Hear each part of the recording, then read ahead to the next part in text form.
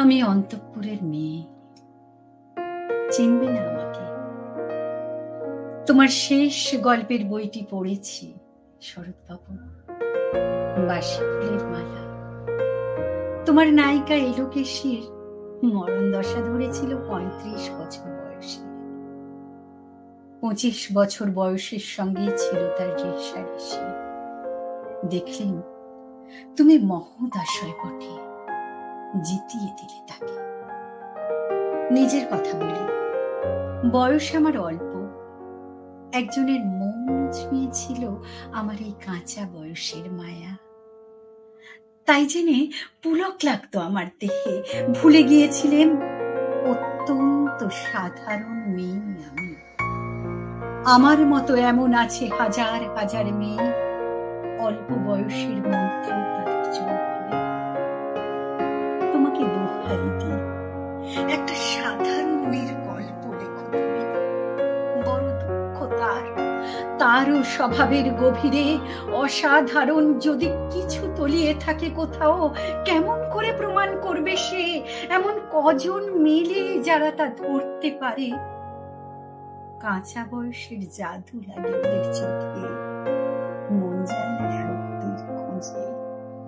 আমি বিকিয়ে যাই মরিচিকার দামে। কথাটা কেন উঠল তা বলে? মনে করো তার নাম নরেশ। সে বলেছিল কেউ তার চোখে পড়েনি আমার মতো। এত বড় কথাটা যে বিশ্বাস করবো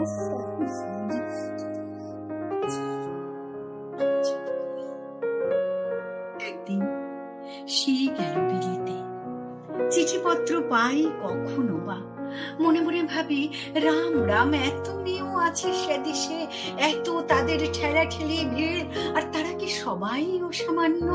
এত বুদ্ধি, এত উজ্জ্বলতা, আর তারা সবাই কি আবিষ্কার করেছে এক নরেশ সেনকে? স্বদেশে যার পরিচয় চাপা ছিল 10-এর মধ্যে। গ্যালোমেলের চিঠিতে লিখেছে লিজির সঙ্গে গিয়েছিল সমুদ্রে নাইতে। বাঙালি কবির কবিতা কলাইন দিয়েছে তুলে, সেই যেখানে উর্বশী উঠছে সমুদ্র থেকে। তারপরে বালির পরে বসল পাশাপাশি, সামনে দুলছে নীল সমুদ্রের ঢেউ, আকাশে ছড়ানো নির্মল সূর্যালোক। লিজি তাকে খুব আস্তে আস্তে বললে, এই সেদিন তুমি এসেছো, 2 দিন পরেই যাবে চলে।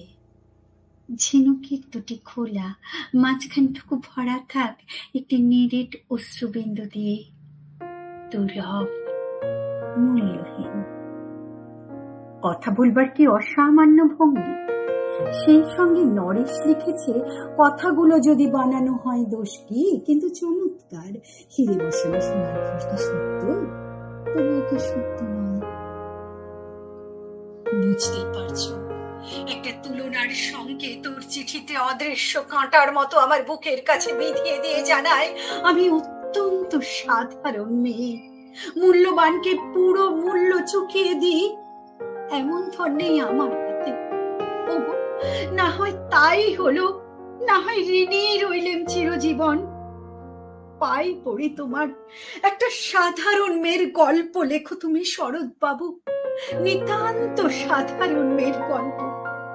যে দুর্ভাগিনীকে দূরের থেকে পাল্লা দিতে হয় অন্তত 5-7 জন অসামান্যার সঙ্গে, অর্থাৎ সপ্তরথিনীর মা। বুঝে নিয়েছি আমার কপাল ভেঙেছে, হার হয়েছে আমার, কিন্তু তুমি যার কথা লিখবে তাকে জিতিয়ে দিও আমার হয়ে। পড়তে পড়তে বুক যেন ওঠে ফুলে।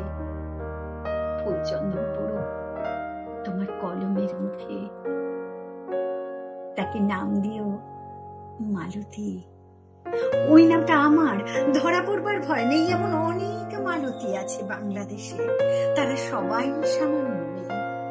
তারা ফরাসি জার্মান জানে না, খাতে জানে।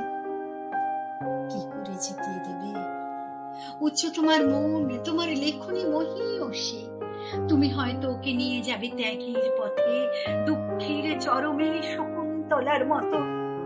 দয়া করো, আমাকে নেমে এসো আমার সমতলে।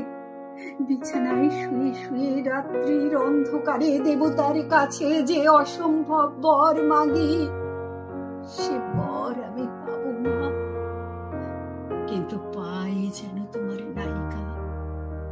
রাখো না কেন নরেশকে 7 বছর লন্ডনে, বারে বারে ফেল করুক তার পরীক্ষায়, আদরে থাক আপন উপশিকা মণ্ডলীতে। ইতিমধ্যে মালতী পাশ করুক এমএ কলকাতা বিশ্ববিদ্যালয়ে, গণিতে হোক প্রথম তোমার কলমের এক আঁচড়ে, কিন্তু ওইখানেই যদি থামো তোমার সাহিত্য সম্রাট নামে পড়বে কলঙ্ক। আমার দশা যাই হোক, খাটো করো না তোমার কল্পনা, তুমি তো কৃপণ নও বিধাতার মতো। মেয়েটাকে দাও পাঠিয়ে ইউরোপে, সেখানে যারা জ্ঞানী, যারা বিদ্বান, যারা কবি, যারা শিল্পী, যারা রাজা, যারা বীর দল বেঁধে আসুক ওর চারিদিকে, জ্যোতির্বিদের মতো আবিষ্কার করুক ওকে, শুধু বিদুষী বলে নয়, নারী বলে। ওর মধ্যে যে বিশ্ববিজয়ী জাদু আছে, ধরা পড়ুক তার রহস্য। মূঢ়ের দেশে নয়, যে দেশে আছে সমজদার, আছে দরদি, আছে ইংরেজ, জার্মান, ফরাসি। মালতীর সম্মানের জন্য সভা রাখা হোক না, বড় বড় নাম যাদার সভা। মনে করা যাক সেখানে বর্ষণ হচ্ছে মুষলধারে চাটুবাক্য, মাঝখান দিয়ে সে চলেছে অবহেলায়, ঢেউয়ের উপর দিয়ে যেন পালিয়ে। ওর চোখ দেখে ওরা করছে কানাকানি, সবাই বলছে ভারতবর্ষের সচল মেঘ আর উজ্জ্বল রৌদ্র মিলেছে ওর মোহিনী দৃষ্টিতে। এইখানে জানান থেকে বলে রাখি, সৃষ্টিকর্তার প্রসাদ সত্যিই আছে আমার চোখে। বলতে হলো নিজের মুখেই, এখনো কোন ইউরোপীয় রসজ্ঞের সাক্ষাৎ ঘটেনি কপালে।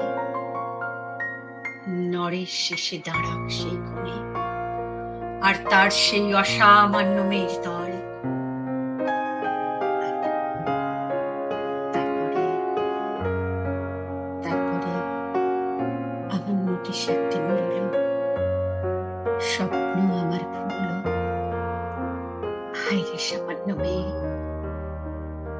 হায় রে বিধাতার শক্তি।